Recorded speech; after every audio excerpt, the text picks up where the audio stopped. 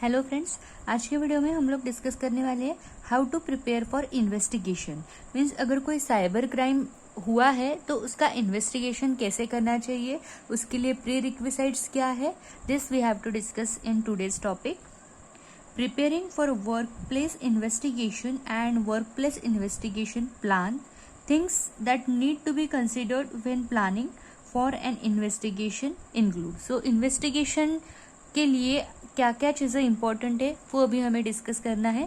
So the very first thing is whether you are the right person to investigate this matter, that is there a conflict of interest due to relationship with either of the parties skills and availability. Means वो investigation करने के लिए आप proper person हो या नहीं, whether do you have any conflict with the other party, whether do you have the skills to do the investigation and whether you are available at that time for investigation। ये सभी चीजें consider करके investigation के लिए आगे बढ़ना चाहिए। The next step is identify and categorise the nature of complaint. So कौन से टाइप की कंप्लेंट है उसको आइडेंटिफाई करना है और उसको कैटेगरी वाइज डिवाइड करना है। Identify the parties to the matter and their location and availability, complaints, respondents, witnesses, other interested parties such as unions। So पूरे इन्वेस्टिगेशन प्रोसेस में क्या क्या कौन से पीपल इन्वॉल्व होने वाले हैं वो आइडेंटिफाई करना है। मीन्स कंप्लेंट किसने की है, रिस्पोंडेंट्स कौन है, इन्वेस्टिगेशन के लिए विटनेस कौन है, मीन्स जहाँ पे क्राइम हुआ है, साइबर क्राइम हुआ है, at that place which people are witnesses and other interested parties such as union. So ये भी कंसिडरेशन में लेना है। Then next point is any relevant investigation protocols, that is obtain any relevant background information. So background information क्या क्या होनी चाहिए, कोई इन्वेस्टिगेशन के लिए रिलेवेंट प्रोटोकॉल है क्या, कंप्लेंटेंट के डॉक्यूमेंट्स क्या है, relationships that is organizational structure क्या है, उसके बाद में relevant policies and procedures and code of conduct अगर अवेलेबल है, ऑर्गेनाइजेशन का कोई कोड ऑफ कंडक्ट है तो उसका documentation will be needed at the time of investigation. Then कोई लेजिस्लेटिव इश्यूज है तो that issues will also be considered.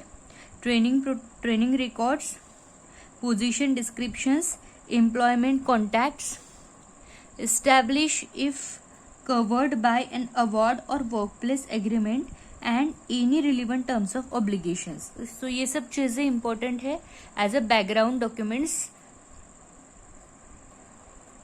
then past performance reviews, employment records, organization में कुछ प्रीवियस पीरियड्स के लिए या फिर करंटली कौन से एम्प्लॉयज अवेलेबल है, उनका परफॉर्मेंस कैसा है, परफॉर्मेंस रिव्यूज, उनके सीवीज, ये सब डेटा कलेक्टेड रहना चाहिए फॉर इन्वेस्टिगेशन।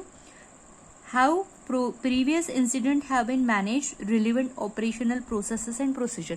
अगर इसके पहले कोई साइबर क्राइम हुआ है ऑर्गेनाइजेशन में तो उसको कैसे मैनेज किया था और उससे रिलेटेड स्टैंडर्ड ऑपरेशनल प्रोसीजर्स के जो डॉक्यूमेंटेशन है वो भी इन्वेस्टिगेशन के लिए काम में आ सकते हैं। तो ये भी चीजें एज ए प्री रिक्विजिट जरूरी होती है।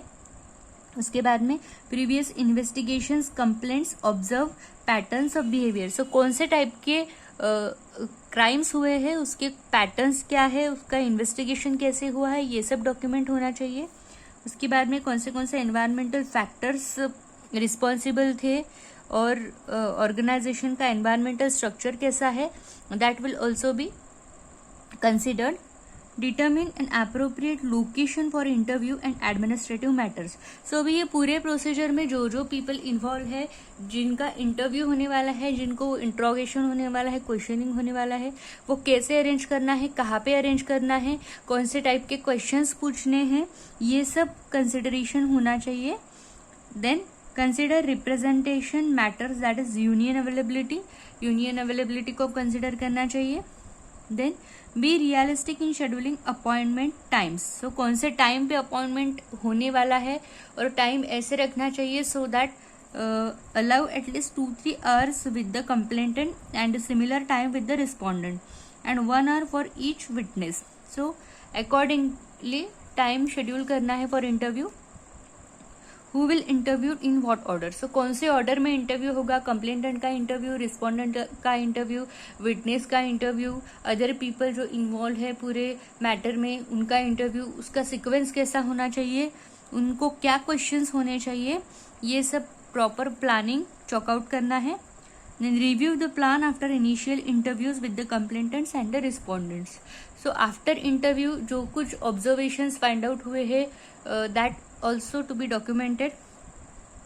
Allow for a second interview with both the complainants and respondent to provide them feedback from the initial round of interviews.